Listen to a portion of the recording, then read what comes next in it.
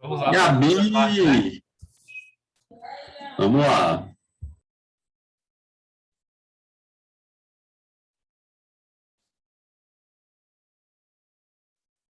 Boa noite, Gabriela.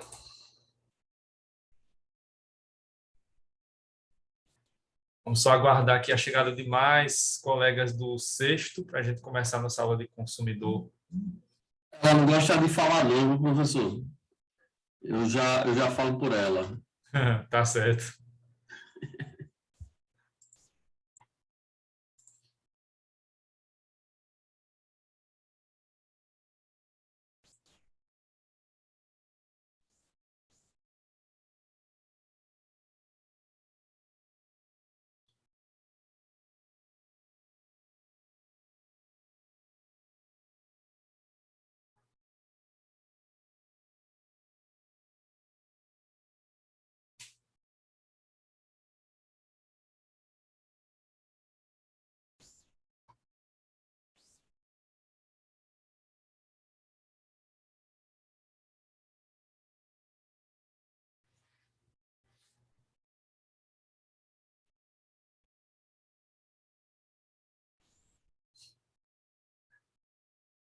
Com o tempo você vai se acostumando. Como é, professor? Então, a Gabriela aqui falando que quando vai apresentar o Ah, tá. trabalho, só falta morrer. Depois você vai se acostumando. Quase que ela tinha um troço numa apresentação que a gente fez. Foi, Gabi? Boa noite, Kívia. Boa noite aos demais que estão chegando agora.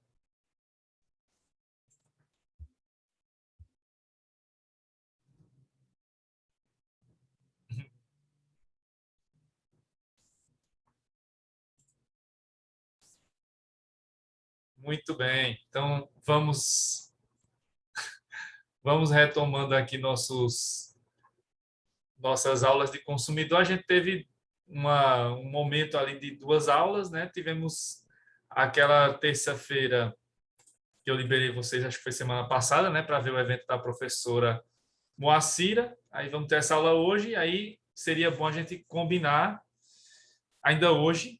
Então vamos pensando aí em qual seria, se tem algum horário vago, algum professor que disse que não vai dar aula essa semana, na próxima, para a gente ver aí um dia para repor essa aula, né? Na próxima ou na outra ainda, que tem outras 2 semanas mais para frente, né?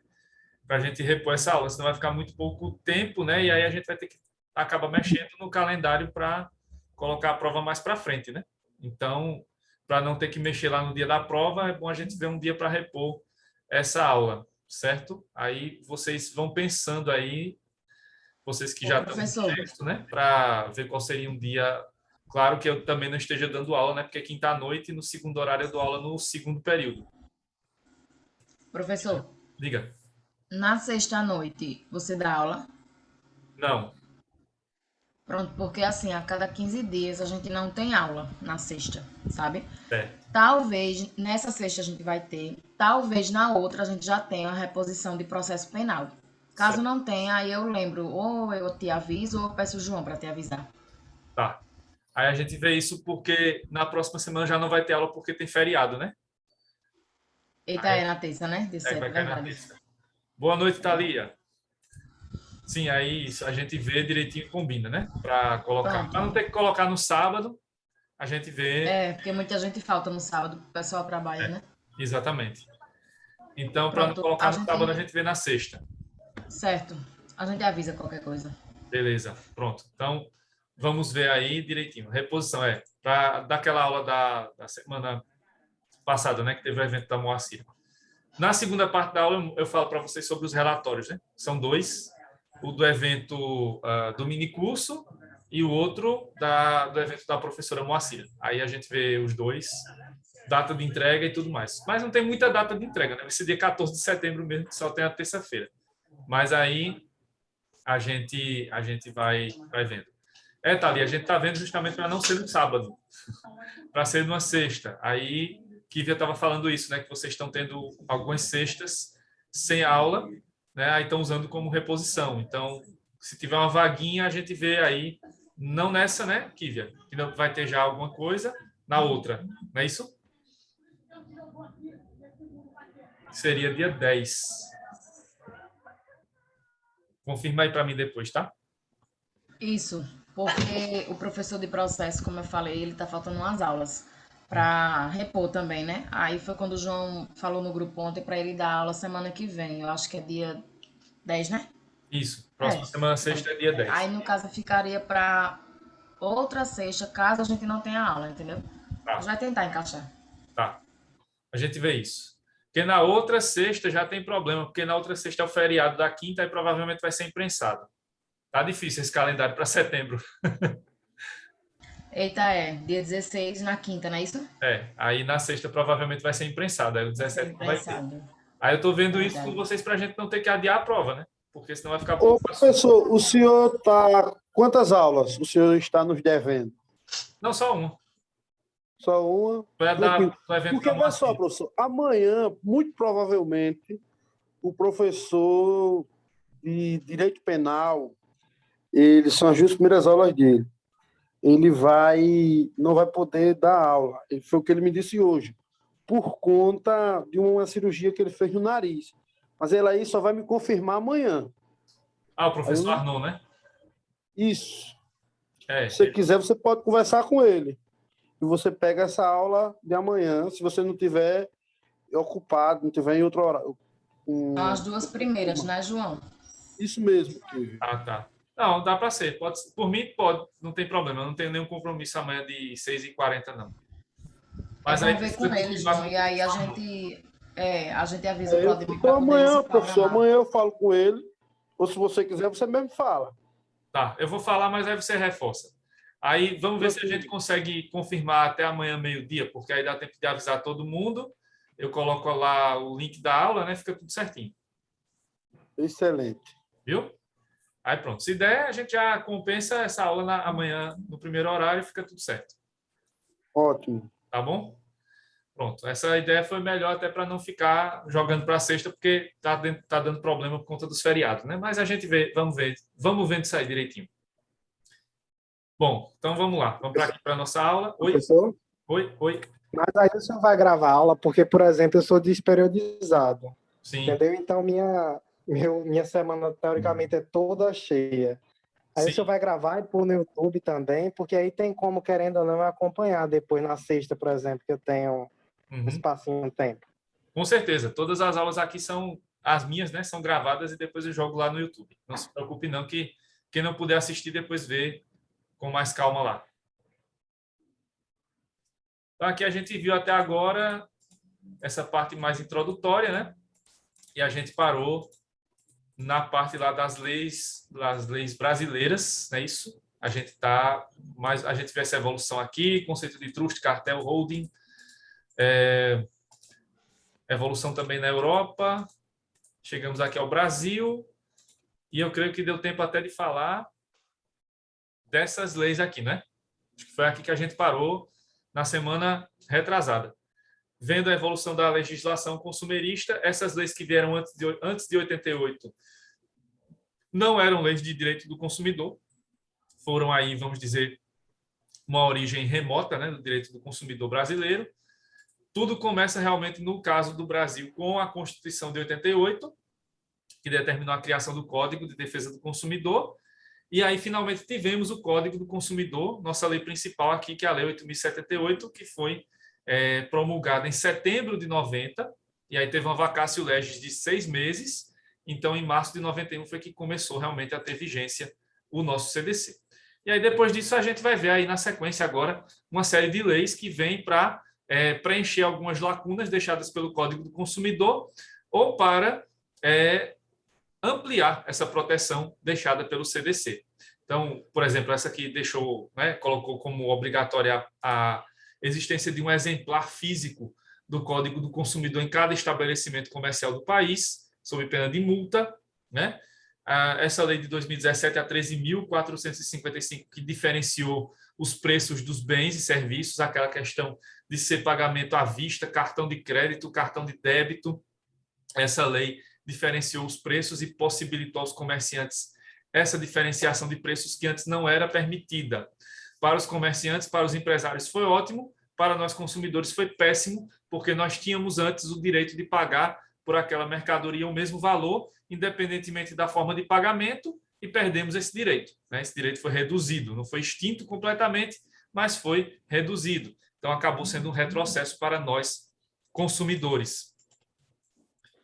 Tivemos outras leis, então vamos ver aqui na sequência as leis mais recentes. A Lei 13.486 de 2017, essa alterou o artigo 8º do Código do Consumidor para dispor sobre os deveres do fornecedor de higienizar os equipamentos e utensílios utilizados no fornecimento de produtos ou serviços e de informar, quando for o caso, sobre o risco de contaminação. Só lembrando que essa lei é de 2017, então não tem nada a ver com Covid, né? Ela hoje dá para aplicar, lógico, com relação à Covid, mas foi pensada num contexto totalmente anterior à pandemia, né? Outra lei foi a 13.543 de 2017, que dispõe sobre a oferta e as formas de afixação de preços de produtos e serviços para o consumidor em comércio eletrônico, com a divulgação ostensiva do preço à vista, junto à imagem do produto ou descrição do serviço, em caracteres facilmente legíveis, com tamanho de fonte não inferior a 12. Então, essa lei de 2017, a 13.543, ela determinou regras para o comércio eletrônico, como as mesmas regras colocadas para o comércio presencial. E então, aquela história, por exemplo, do que a gente vê no Instagram, né? O preço em box. Coloca lá a mercadoria numa publicidade e aí não coloca o preço. A pessoa está interessada. Quanto custa? Aí, preço em box. Isso não pode. Isso tem que ser colocado junto lá da publicidade. Já tem que ser colocado lá. Então, essa dentre outras normas, foi colocada, né, foi estabelecida no comércio eletrônico aí por essa Lei 13.543 de 2017, certo?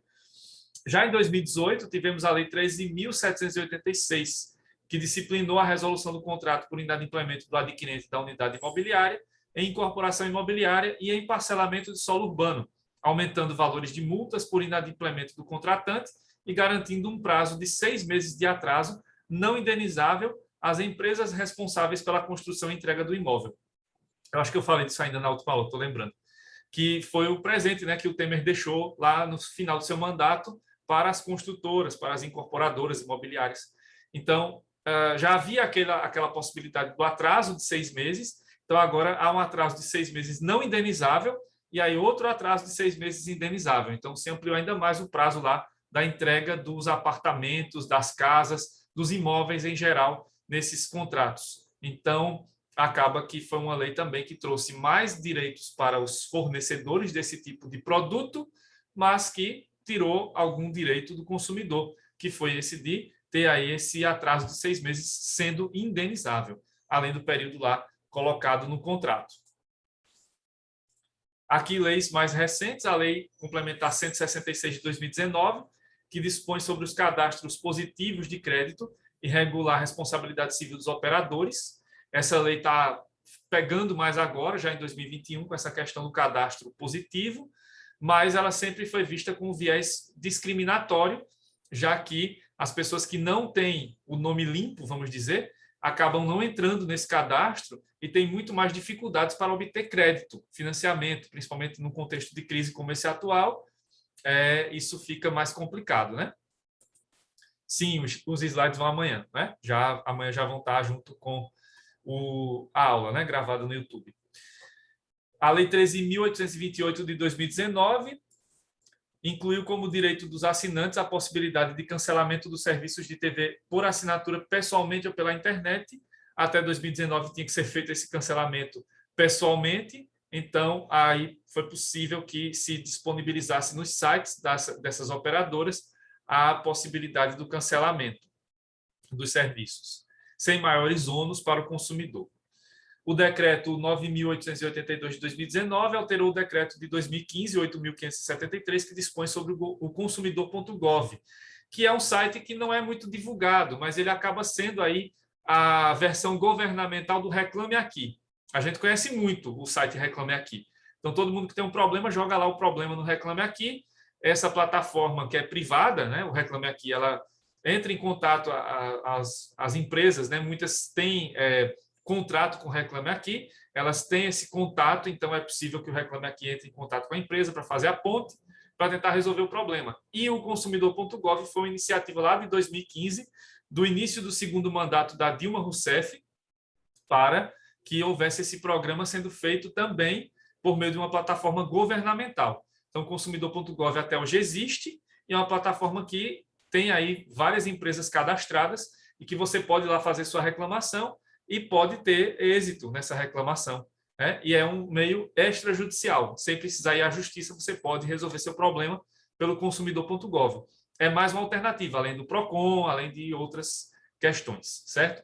E aí o decreto 9.882 de 2019 deu uma mudança, né, no consumidor.gov, que passou a pertencer a outra secretaria, foi mais uma mudança administrativa, mas o sistema do consumidor.gov continua funcionando. E precisa ser mais divulgado, porque pouca gente sabe. Ainda em 2019, o decreto 9.960 instituiu a Comissão de Estudos Permanentes de Acidentes de Consumo para tentar ver aí novas leis e novas políticas para impedir ou reduzir os acidentes de consumo no Brasil. A Lei 13.874 de 2019 ficou conhecida como a Declaração de Direitos de Liberdade Econômica. Já havia esse direito certo, tá bom. Esse direito já havia antes, mas aí ficou essa redundância, Declaração de Direitos de Liberdade Econômica. O Brasil sempre teve liberdade econômica, mas aí foi preciso inventar uma lei em 2019 para dizer isso, ou seja, para dizer o óbvio. O decreto 10.051 de 2019 instituiu o Colégio de Ouvidores do Sistema Nacional de Defesa do Consumidor, né? Foi mais um órgão criado aí para buscar a defesa do consumidor dentro do Sistema Nacional de Defesa do Consumidor. Já no contexto da pandemia, né, a partir ali de março do ano passado, começam a surgir decretos e leis tratando especificamente da Covid-19 e da situação da pandemia. São esses que a gente vai ver agora. Começando pelo decreto 10.388 do ano passado, que instituiu o sistema de logística reversa de medicamentos domiciliares vencidos ou em desuso, de uso humano, industrializados e manipulados, e de suas embalagens após o descarte pelos consumidores. Apesar de já ser no contexto da pandemia a aprovação dessa lei, mas ela não trata especificamente ainda da Covid, mas por conta da pandemia, isso acaba também servindo, né, porque institui esse sistema para melhorar a coleta e o descarte desse tipo de produtos, né, dos medicamentos vencidos ou em desuso, de uso humano, industrializados ou manipulados, em relação às suas embalagens. Aí a Lei 14.010 de 2020 dispõe sobre o regime jurídico emergencial e transitório das relações jurídicas de direito privado, o RJET, no período da pandemia da Covid-19. Então, foi instituído todo um arcabouço jurídico nessa Lei 14.010 para tratar das relações jurídicas de direito civil e também, de certa maneira, do direito do consumidor durante o período da pandemia da Covid-19. Inicialmente, essas leis colocaram um prazo, né, que foi até 31 de dezembro do ano passado, mas depois elas foram modificadas ou tiveram uma determinação mais ampla, até a pandemia acabar, enquanto houver pandemia, enquanto a situação de pandemia perdurar. Então, hoje, são poucas leis que ainda têm um prazo definido, e mesmo esse prazo ele foi ampliado ou para o final deste ano ou para o final do ano que vem. Então, a ideia realmente aqui é de se pensar que a pandemia só deve realmente ser superada no final do próximo ano, para essas relações jurídicas, não necessariamente do ponto de vista científico, porque não dá para saber, sabemos bem disso. O decreto 10.417, de 7 de julho de 2020, instituiu o Conselho Nacional de Defesa do Consumidor, mais um órgão aí voltado para a defesa do consumidor dentro do Sistema Nacional de Defesa do Consumidor. Veremos esse assunto já lá pelo final do semestre. A Lei 14.027, de 20 de julho de 2020, estabeleceu regras sobre a distribuição gratuita de prêmios mediante sorteio, vale-brinde, concurso ou operação assemelhada, realizada por concessionárias ou permissionárias de serviço de radiodifusão ou por organizações da sociedade civil.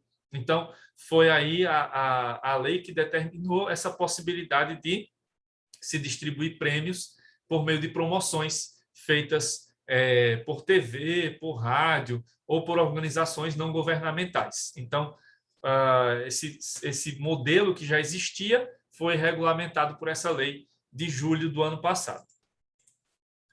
A portaria 414, de 22 de julho do ano passado, que estabeleceu a suspensão temporária e excepcionalmente do tempo máximo para o contato direto com o atendente no Serviço de Atendimento ao Consumidor, o SAC, previsto na portaria do Ministério da Justiça 2014 de 2008.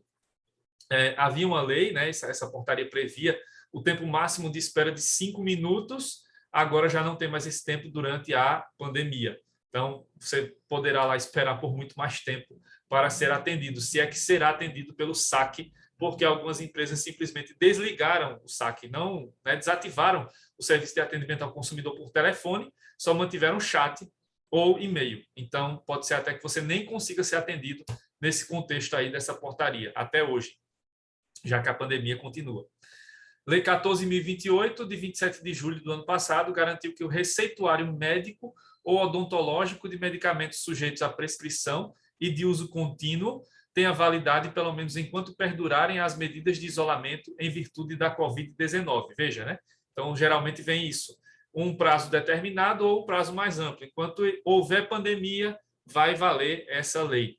Então, o receituário que prevê a prescrição de medicamentos, ele pode valer por mais tempo do que está lá escrito na receita, justamente para garantir que os pacientes não precisem ficar indo toda hora lá no consultório para obter outra receita. Então, enquanto perdurarem as medidas de isolamento, pode-se usar a mesma receita para obter esses medicamentos, né? E aqui as leis mais recentes, que foram a 14.174, primeiro, né? A 14.174, que foi aprovada em 17 de junho deste ano. Tanto essa lei quanto a outra, as duas últimas, né? Elas vão alterar leis que foram aprovadas ano passado. Então, a 14.174, ela alterou a lei 14.034, prorrogando o prazo de medidas emergenciais para a aviação civil brasileira em virtude da pandemia de Covid-19. Aqui isso trata principalmente da questão das passagens e pacotes de viagem, que envolvem as empresas aéreas. Na Lei 14.034, o prazo era 31 de dezembro de 2021, e essa lei, então, ampliou os prazos para 31 de dezembro de 2022, para a emissão de novos tickets, né, novas passagens, para a não necessidade ou não obrigatoriedade de devolução do dinheiro, né, para o estabelecimento de outras opções para o consumidor. Então, essa lei trata dessas questões mais específicas, voltadas mais para a aviação civil, ou seja, para as empresas aéreas que fazem o transporte de passageiros. E a Lei 14.186, de 15 de julho deste ano, alterou outra lei do ano passado, a 14.046, que foi aprovada em 24 de agosto do ano passado. Essa Lei 14.046, ela foi a que regulamentou a primeira MP, que foi vista como a MP da Covid, né, para o direito do consumidor. Era a MP 948 de 2020. E a lei, né, atual, a 14.186, dispõe sobre o cancelamento de serviços, reservas e eventos dos setores de turismo e cultura, em razão da emergência de saúde pública de importância internacional decorrente do coronavírus, a Covid-19, com os prazos prorrogados até 31 de dezembro de 2022. Então, questão de acesso a museus, teatros, hotéis, resorts, pacotes de viagem, tudo isso está aí incorporado por essa lei, a 14.186, que ela deu continuidade ao que a MP 948 tinha determinado lá no começo da pandemia, o que a Lei 14.046 especificou quando aprovou a MP, né, quando converteu a MP em lei. Então, tudo isso foi mantido. E aí, o que houve aqui mais foi a prorrogação dos prazos para que as empresas possam manter essas medidas até o final do ano que vem. Então, se você comprou lá seu ingresso para o show, se você tinha comprado algum camarote para carnaval, essas coisas. O carnaval não, porque o carnaval ainda houve, né, em 2020, mas se você comprou, por exemplo, algum camarote ou algum ingresso para São João ou outros festivais por aí, ainda em 2020, isso pode ser ressarcido até 31 de dezembro do ano que vem, né? Inclusive com a questão de que se cria nessa lei alguns obstáculos para que você peça o dinheiro de volta. Você vai poder até pedir o dinheiro de volta, mas só vai receber lá no final do ano que vem também. Então, tem algumas regrinhas que essas leis criam para trazer para os empresários maior segurança jurídica no momento de pandemia e também trazer um pouco mais de segurança para os próprios consumidores. Vale lembrar que a pandemia ainda continua sendo caso fortuito ou força maior, né, considerado aqui para o direito. Então, acaba que era um fato imprevisto e inevitável para os empresários, para os fornecedores de produtos e serviços. Então, eles não podem ser penalizados única e exclusivamente pelo que ocorre com a pandemia. Mas também os consumidores não podem sair no prejuízo. Então, tem que se buscar essa ponderação, né? E essas duas leis tentam fazer isso, mas acaba que, em alguns pontos, elas vão pender um pouquinho mais para o lado do empresário. Vocês vão perceber isso quando lerem essas leis. E aí fica aquele dilema, né? Levar em consideração isso para beneficiar os empresários, às custas do direito do consumidor, isso vale a pena, né? Isso tem valido a pena para a economia brasileira. Veremos isso só daqui a algum tempo, porque os efeitos dessas duas leis ainda estão vigorando. Então, só realmente se a pandemia acabar no próximo ano e só se a vigência dessas leis for até 31 de dezembro do ano que vem, é que aí em 2023 a gente vai poder estudar isso melhor para saber se essas medidas foram ou não foram eficazes para manter a economia e também para manter os direitos dos consumidores, de certa maneira ainda com um pouco de segurança restante, vamos dizer assim. Certo? Então, em relação à evolução legislativa, esse é o status atual da nossa legislação. Então, hoje a gente tem o direito do consumidor bem consolidado no Brasil. O nosso CDC é uma norma que tem sido bastante respeitada. Tem críticas, claro, dos dois lados, principalmente do lado dos fornecedores, claro, que acham que é uma lei muito protetiva para o consumidor, mas é necessário ter essa lei protetiva justamente porque as condutas desses fornecedores lá nos anos 80 levaram à necessidade de se criar esse tipo de lei para nos proteger dessas condutas nocivas dos fornecedores nas atividades comerciais e econômicas em geral. Certo, gente? Até aqui alguma dúvida?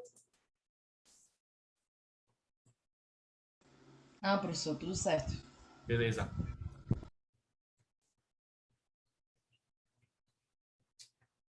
Bom, agora a gente vai ver o seguinte.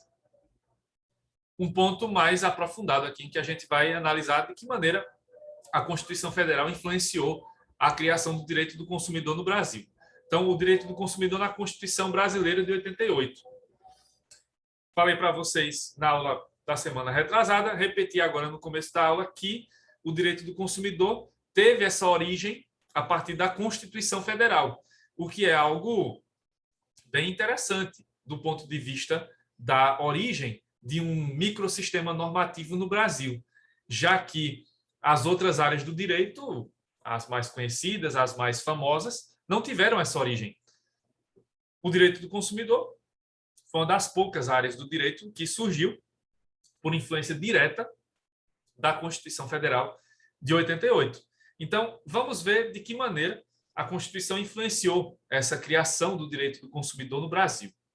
Então, lá em 88, já no texto original, a gente vai encontrar 3 dispositivos base que vão fundamentar a existência, mais à frente, do direito do consumidor. O artigo 5º, inciso 32, o artigo 170, inciso 5º, e o artigo 48 do ADCT, do Ato das Disposições Constitucionais Transitórias.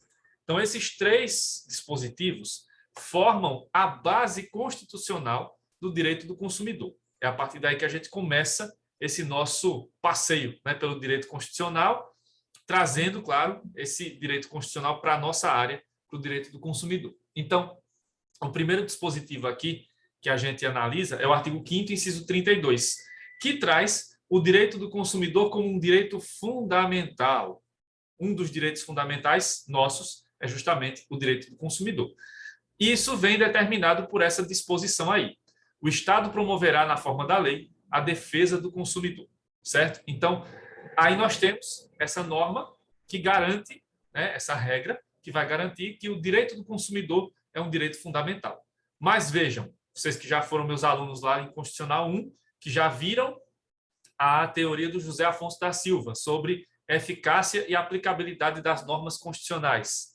Essa é uma norma típica de eficácia contida ou eficácia limitada. O que é que vocês lembram disso? O Estado promoverá na forma da lei.